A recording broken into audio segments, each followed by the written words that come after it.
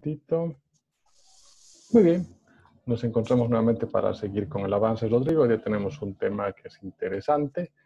Voy a compartirte la pantalla para un poco empezar lo que significa esto. Compartir. Muy bien, ¿puedes ver mi pantalla? Sí, Doc, se puede ver clarito. Excelente. Ahí tienes la asistencia, si está la tuya, solo del segundo parcial. Tienes la asistencia de la clase de hoy, salvo que obviamente te desconectes o tuvieras alguna dificultad, en caso cual la asistencia se quita y por supuesto el puntaje. No, Doc, le dije que me voy a rajar esta vez y yo voy a asistir a todas sus clases, Doc. Y Bien, ya me muy compré un bien. celular, le dije, y ya no quiero hacer que valga la pena la inversión también, Doc. Así tiene que ser porque es una inversión, evidentemente, tal cual afirmas. Lo que Sí, vamos Doc. a hacer hoy es empezar con el miedo escénico, que es el tema número 4. Trato de hacer las clases más interactuadas porque por lo que acabo de ver en la asistencia, esta viene a ser tu primera clase más formal. Lamentablemente tu grupo es muy irregular y la gente resulta irresponsable en numerosos casos debido a que lamentablemente no valoran esa inversión que tú mismo acabas de mencionar. Entonces Sí, vamos Doc. a comenzar con lo que es el tema y vamos a hablar del miedo escénico, que es lo que vamos a referir. Yo voy a colocar un puntero para que puedas ubicarte algunas cosas que te voy a pedir que leas. Cuando hablamos del miedo escénico, vamos a ver contenidos que se desarrollan en la unidad temática. Hoy vamos a ver una primera parte, que es la personalidad del orador, las anomalías de la personalidad y de pronto quizás avancemos al temor oratorio. Luego vamos a dejar para lo que son los miedos que se presentan y cómo vencer el miedo y la timidez ya a un nivel de lo que son consejos de oratoria. En todo esto, en todo este camino, en este recorrido que vamos a dar nosotros para lo que significa el avance de la materia, vamos a ir recordando algunos principios que dimos anteriormente y los vamos a empezar a aplicar. La competencia que se persigue, vale decir que es lo que se espera que tú puedas desarrollar una vez que concluyamos la unidad temática, es que conozcas la importancia del manejo del miedo escénico en estados judiciales. Esta competencia, que quizás resulta ambiciosa, porque obviamente está hablando de un nivel de perder el miedo a una actuación procedimental en un juicio, va a tratar de desarrollarse al menos en lo más posible dadas las circunstancias en las que vivimos. Es decir, dado que nosotros estamos con la pandemia, que estamos alejados de lo que sería la cercanía física y que no podemos básicamente hacer nada más. El primer punto es hablar sobre la personalidad del orador, cómo debe ser la personalidad de un orador. Y vamos a ir definiendo lo que es personalidad. Por favor, lee lo que está en la pantalla. La personalidad es un constructo psicológico que se refiere a un conjunto dinámico de características psíquicas de una persona. Muy bien, un constructo no es otra cosa más que una serie de elementos que están organizados de una determinada manera. En el caso presente estamos hablando del elemento psicológico. Lo psicológico apunta a la forma de pensar y a la manera que una persona toma decisiones individualmente. Es decir, psicológicamente tú tienes tu forma de pensar, psicológicamente yo tengo mi forma de pensar. Si viéramos un elemento común entre todos los que estamos participando, por decir en la materia, y todos viéramos nuestra manera de interpretar algún fenómeno o una realidad, estaríamos hablando de otra rama científica, la sociología. Entonces, la psicología apunta a uno. Cuando nosotros vemos la personalidad, estamos refiriéndonos a esa persona y a cómo esa persona interpreta precisamente todo el conjunto de características que tiene dentro. Tú has debido conocer en algún momento a alguna persona que de pronto participa de una manera a veces extraña en alguna reunión, u otra que puedes decir, a él va a decir esto porque ya conozco lo que es. La psicología de una persona que se arma con diferentes factores como lo que puede ser el temperamento, las experiencias e inclusive su estado de ánimo como llega a un lugar, es una parte fundamental del desarrollo de alguien. Comúnmente es lo que decide para todos. Espera un momentito, creo que me están pidiendo participación. ¿Tú estás volviendo a pedir entrada, Rodrigo? ¿Estoy bien? Porque me sale que Rodrigo Beisag está pidiendo ingreso. Estoy aceptando, a ver, veremos qué pasa. Temo que tú te hayas salido. Hola, Rodrigo, ¿me escuchas? Sí, Doc, le escucho bien, Doc. ¿Con cuál estás? Con el... Dos Rodrigos tengo ingresados. Sí, uno por mi computadora estoy ingresando, Doc, porque mi celular se está agotando, No quiero hay, cargar. no hay problema. Bien, bienvenido, buena prevención. Sigamos. Vamos a reducir y volvamos a la... No me estoy yendo. Te decía que esa personalidad existe para todos. Me refiero a que un orador también va a requerirla. Un orador va a presentarse como un personaje que exprese un mensaje ante un auditorio. Al expresar la idea, al expresar el mensaje, va a también transmitir lo que es su personalidad. En el plan del Moodle, en la plataforma de Moodle, voy a colocar lo que significaría precisamente, perdón, están pidiéndome nuevamente agregar a alguien, a ver, aceptaremos. Carmen, que se conecte y continuamos. Eso es lo malo, si no se cumple el horario es más difícil porque es accidentado. Carmen, buenas noches, bienvenida. Carmen, ¿me escuchas?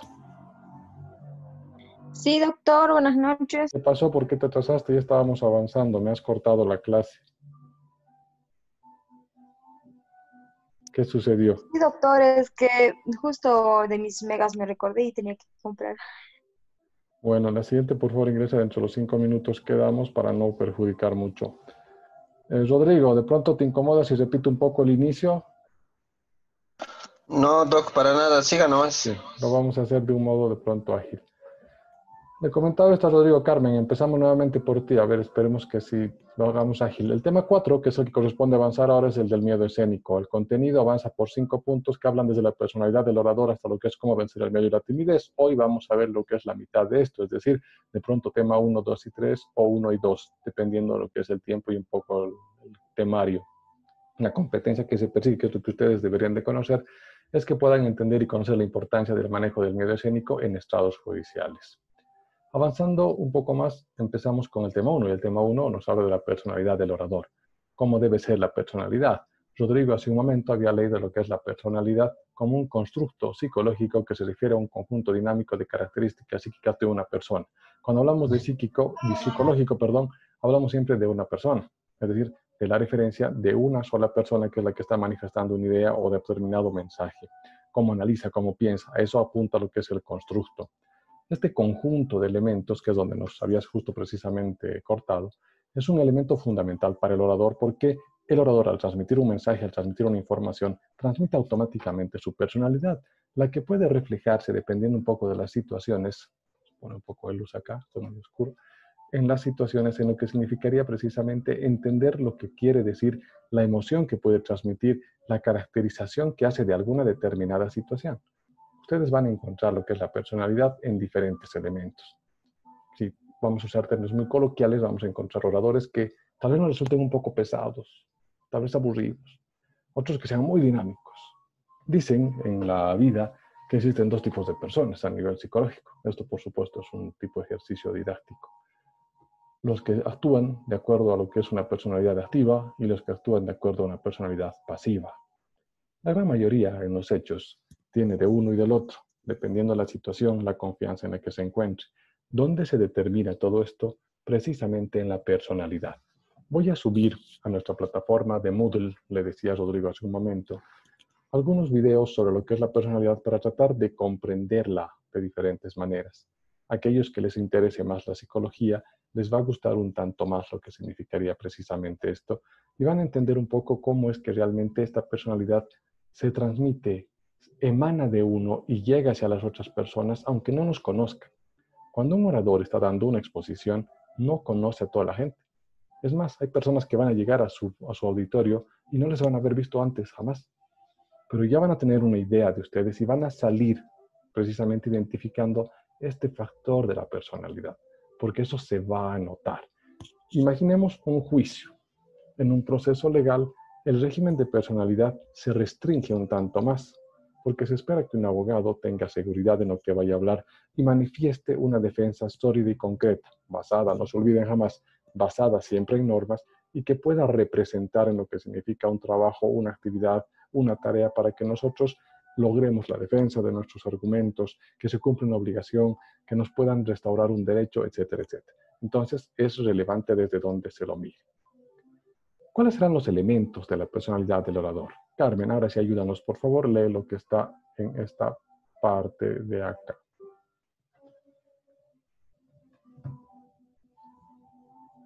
Carmen, La ¿estás por confianza ahí? y seguridad personal que posee un orador Es un estado psicológico, producto de su competencia, conocimientos y habilidades.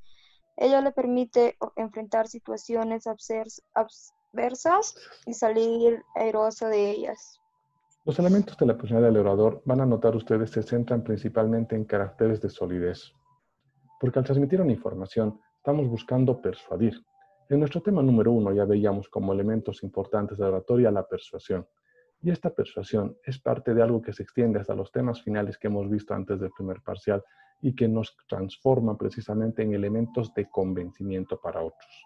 Hablar de confianza, hablar de seguridad personal, son factores relevantes dentro de lo que nosotros tenemos. Ahora, ¿cómo adquirimos nosotros confianza y seguridad personal? Lógico, a través de lo que sería tener realmente la competencia, los conocimientos y las habilidades que estamos expresando. Cuando hablamos de conocimiento, estamos hablando de que sabemos de lo que hablamos. Cuando ustedes hablan de un tema, si no lo conocen, tienden a dudar.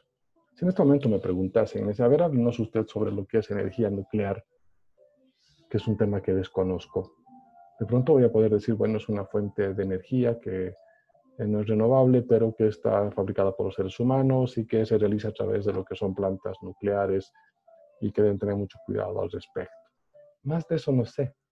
Entonces, si requeriría exponer sobre eso, tendría que estudiar. Por el contrario, si me preguntasen de un tema que conozco, desde los temas más sencillos, como puede ser de pronto mi libro favorito, hasta lo que puede pasar por significar de pronto ya elementos adquiridos de conocimiento en la universidad, en lo que es nuestra carrera, ya la figura cambia, porque tengo más información. Si tengo más información, la puedo acomodar y la puedo, de cierta manera, transmitir. Por supuesto, si estaría en un juicio, en un proceso legal, debo cuidar que esa información esté sistematizada, esté organizada, de modo tal que al empezar en un lado termine en otro y me encuentre con un resultado esperado, es decir, una sentencia favorable a lo que yo estoy solicitando. Los conocimientos a su turno se transmiten precisamente a través de eso. ¿Cómo voy a hilar en la idea madre de lo que es esta información? Más adelante, en lo que es este mismo tema, pero en la segunda parte, vamos a emplear en algún momento el concepto de la idea madre, que no es otra cosa más que un hilo que une todo lo que nosotros hacemos.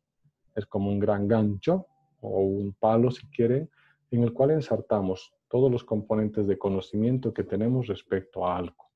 Y ahí unimos esos componentes con habilidades, esas destrezas que nos van a permitir exponer de una mejor manera un tema.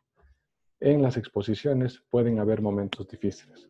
En una exposición general, que estamos hablando ante un auditorio, que de pronto tiene personas que pueden querernos o no, puede tornarse difícil en la medida en que nos vayan planteando cuestionantes o dudas. En un proceso legal, la figura tiende a tornarse más difícil. ¿Por qué? Porque nosotros vamos a tener a través de lo que significa precisamente una participación jurídica, alguien al frente de nosotros, tan abogado como nosotros mismos, que va a tratar de encontrar nuestros errores y que va a tratar de frenar nuestro argumento. Toda argumentación que ustedes hagan debe estar bien respaldada porque ese alguien, que no es porque les odie ni les deteste, es su trabajo, va a tratar de eliminar lo que ustedes digan, va a tratar de dejar de lado los argumentos y pruebas que están presentando para que sus argumentos no sean fuertes. Lo mismo, dando la vuelta, porque suena que estoy hablando de alguien muy malo, lo mismo, dándole la vuelta, vamos a hacer nosotros en el momento en que actuemos como abogados defensores de alguien. Puede suceder, no sería muy extraño. Las causas en las cuales vamos a enfrentarnos nos van a exigir, nos van a demandar que ciertos elementos que se nos están presentando se realicen de un modo muy amplio. Es decir, que estos elementos estén transmitiendo una seguridad y certeza que llegue hasta el juzgador.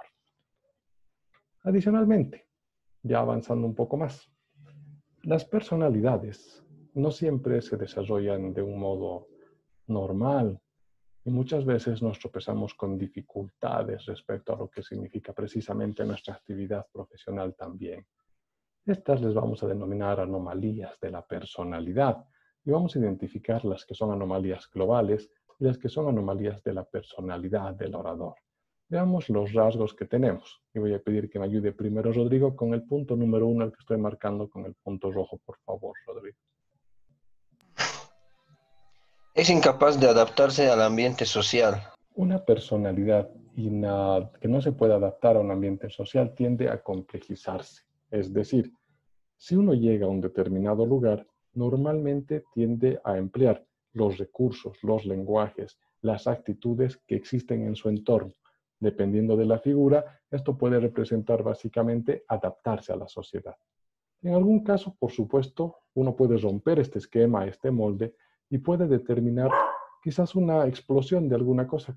Y no me refiero a una explosión negativa, sino hasta positiva. Por dar un ejemplo, si uno llega a una fiesta y la fiesta está muy aburrida y alguien llega con todo el ánimo del mundo, no se está adaptando al ambiente social en cuanto a lo que estaba viendo. Es decir, gente que estaba con un tipo de actitud, un tipo de personalidad pasiva, sino que al llegar y cambiar ese modelo, ese está incluyendo su forma de ser a lo que es esto. No en todos los casos funciona así. No todos los ambientes sociales van a responder a eso. Imagínense ustedes que una persona se presente con ese ánimo festivo en un velorio. No va a poder darse, es difícil, es muy complejo, porque básicamente el adaptarse al ambiente social implica que la persona comprenda el contexto en el que se desarrolla. Dejamos lo general y nos vamos a lo jurídico. En lo que significa la capacidad de adaptarnos, va a estar precisamente poder ser de pronto empáticos en lo que pueda suceder con el Tribunal de Administración de Justicia y tratar de equilibrar, calmar, eliminar los ánimos en lo que significa la asesoría legal que estamos prestando a un determinado cliente. Vamos al punto 2. Carmen, ayúdame por favor. Estoy marcando con el punto rojo lo que es el 2. Es inestable en sus reacciones afectivas. La estabilidad es la base de todo lo que haga. Desde las dietas hasta el tiempo de ver televisión, los juegos que ven, la forma en la que tratan a la gente, es el ejemplo de todo lo correcto que se debe realizar en el mundo. Cuando existe inestabilidad, estamos hablando de un desbalance en las fórmulas que comúnmente consideramos como válidas para subsistir. Si estamos con inestabilidades en las reacciones afectivas, estamos con impulsos muy fuertes. Es decir, nos dejamos llevar comúnmente por las emociones. Las emociones que nosotros conocemos y que hemos estudiado en un tema anterior también nos pueden jugar malas pasadas. Esto en lo global. Aterricemos en el mundo jurídico. Imagínense ustedes un abogado que se deje llevar por sus emociones, que dentro de lo más feo puede provocar exabruptos, es decir, que si la otra parte le menciona algo que a él no le agrade o el juez falla de un modo que a él no le esté gustando, se levante y pretenda golpearlo. Ese abogado, esa abogada puede terminar en la cárcel, en la carceleta del juzgado. Las reacciones que tenemos deben ser muy estables. Es probable, no lo voy a negar, que en algún momento nuestros clientes puedan moverse por esas reacciones. Es natural. Se está jugando de pronto su propiedad o incluso su libertad. Pero ustedes, como abogadas y abogados, deben mantener la calma en todo momento. Somos el crisol de lo que significa la administración de justicia. Somos coadyuvantes de la justicia. Entonces, debemos cuidar nuestras emociones. ¿Qué otra falta tenemos también dentro de estos rasgos de inestabilidad? Vamos al punto 3 y nuevamente lo molestamos a Rodrigo para que nos ayude. Es voluble, cambia de metas. Ser voluble implica otro tipo de inestabilidad. En el caso de lo que significaría una exposición normal, ser voluble puede afectarnos como oradores en lo que puede significar qué es lo que quiero hacer y nos va a dar una afección compleja desde el momento de armar nuestra exposición hasta el minuto antes de que empecemos a hablar. ¿Por qué? Porque vamos a estar dudando si lo que estamos diciendo es correcto. Un abogado no puede darse el gusto de ser voluble. ¿A qué me voy? A que un abogado tiene una estrategia legal definida. Va a avanzar en lo que significa precisamente una meta determinada. Esta meta que va a llegar a lo que significaría precisamente la sentencia última que estamos persiguiendo, no puede cambiar, salvo que se justifique. Normalmente, nuestra estrategia va a ser respetada de principio a fin, todo lo que ustedes hayan planeado. En el momento en que algo no se cumpla, recién ahí consideraremos cambiar. Es como en el fútbol, si quieren verlo así. En el fútbol estamos teniendo un plan. Si funciona el plan, vamos a estar ganando el partido. Si no funciona, debo ver qué hacer. Cambios estratégicos, cambios en los jugadores, ataquen por aquí, por allá, es igual. Cambio cuando la figura no está funcionando. Pero de entrada no soy voluble, es decir, voy a aplicar una determinada estrategia que me va a durar hasta el final. Vamos al punto 4. Ayúdanos, por favor, Carmen.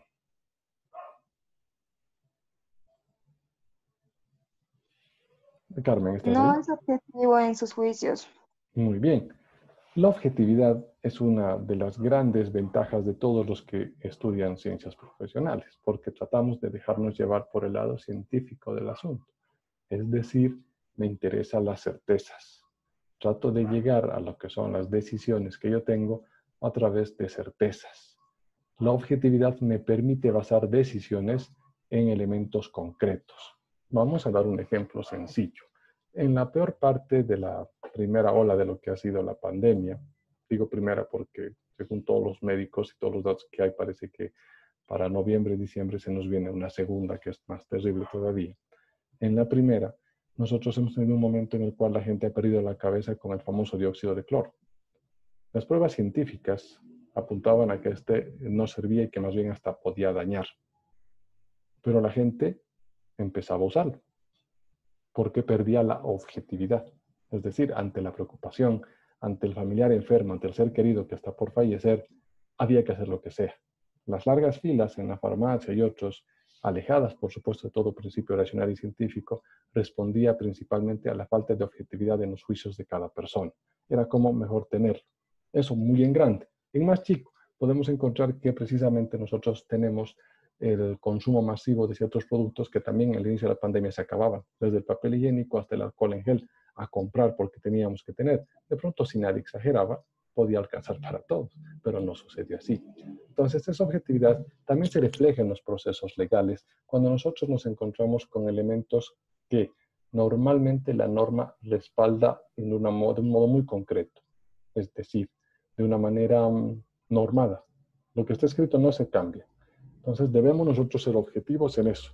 Y mientras más objetivos seamos, somos más técnicos, es decir, mejores abogados y abogadas. Eso es importante que consideremos, porque debemos de seguir bajo esos criterios, bajo esos rangos, con lo que significa precisamente entender o comprender lo que viene a ser una lógica de defensa legal. Vamos al número 5. Por favor, Rodrigo, ayúdanos. No frena sus caprichos y apetitos. Cuando ustedes están hablando de intereses particulares, que son básicamente lo que se ven en los caprichos y en los apetitos, nos vamos a encontrar nosotros con figuras procesales en los que, bueno, en lo global obviamente nos puede afectar de pronto en lo que significaría una exposición general en un auditorio, pero en lo jurídico nos puede llevar por el camino de lo antiético. Las abogadas y los abogados, cuando llegamos a un cliente, vamos a tener el poder total de la información que nos den. Ha sucedido en numerosas ocasiones que un abogado o una abogada, habida cuenta de lo que significa ese poder, ha adquirido bienes, se ha beneficiado con ciertos favores, con ciertos montos económicos, y sus caprichos y apetitos se han impuesto por encima de su profesionalidad. Eso no debe suceder. Un orador en lo que significa la participación jurídica debe frenar sus caprichos y sus apetitos en beneficio de la causa que está defendiendo. Otro muy interesante que en los abogados pasa mucho es el número 6. Por favor, Carmen. Aparenta lo que no es. Cuando una persona aparenta algo que no es, nos encontramos de manera común ante alguien que tiene una personalidad más débil de lo que comúnmente está mostrando. Es decir, tiene una forma de actuar distinta. Y a los abogados pareciera que nos formaran años de años en eso. Y van a encontrar un molde, un estereotipo del abogado arrogante, del abogado engreído, del abogado que le gusta usar palabras difíciles, del abogado que critica, que habla de temas jurídicos incluso cuando no le va. Chats de abogados seguramente van a tener a futuro, yo tengo actualmente varios, y el perfil, el corte de lo que se maneja en esos muestra claramente cómo la gente ha evolucionado hacia una forma que realmente no es. Los abogados olvidamos de pronto que en lo simple muchas veces hay mucha riqueza. Y nos quedamos con el rol de abogado litigante que se encuentra en el que está tratando de mostrar mucha sapiencia y mucho conocimiento, muchas veces en instancias que no corresponden. Como oradores, la figura modifica. Cuando estamos exponiendo una causa legal, sí debemos utilizar un lenguaje jurídico. Cuando estamos en una audiencia, sí debemos emplear todo nuestro conocimiento para que se entienda. Ahí sí pueden ingresar las citas, los autores, la doctrina y la jurisprudencia que van a apoyar nuestra causa. Ese es el escenario correcto, no otro.